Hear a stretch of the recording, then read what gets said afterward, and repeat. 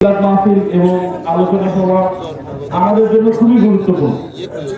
সামনে জাতীয় নির্বাচন, এই নির্বাচন শুধু একটি ভোট নয়, এটি আমাদের ভবিষ্যৎ নির্ধারণের সুযোগ। আমি বেগমগঞ্জের মানুষের সঙ্গে একসাথে কাজ করতে চাই। আমাদের লক্ষ্য খুবই স্পষ্ট, তারেক রহমানের রাষ্ট্র ও জনগণ কেন্দ্রিক যেসব পরিকল্পনাগুলো ওগুলাকে সঠিকভাবে মানুষের কাছে পৌঁছে দেওয়া।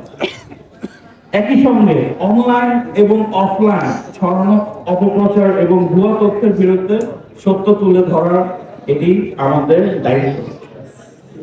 বিশেষভাবে আমি বেগমগঞ্জের তরুণদের কথা বলতে চাই, যারা প্রথমবার ভোট দিচ্ছে। ভাই, আমার বয়স 30, আমিও প্রথমবারের মতো ভোট দিচ্ছি, তাহলে বুঝে এই ভোট তোমাদের অধিকার এবং তোমাদের কণ্ঠস্বর।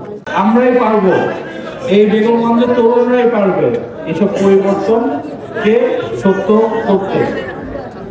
অথচ আমরা যেটা করব, আমরা তথ্য যাচাই করে সচেতন হয়ে এবং সাহসের সঙ্গে আমরা ভোট কেন্দ্রে যাব, আমাদের ভোট দিব এবং ইনশাআল্লাহ ধানের শীষকে আমরা 12 ফেব্রুয়ারিতে জিতিয়ে নিয়ে আসবো ইনশাআল্লাহ।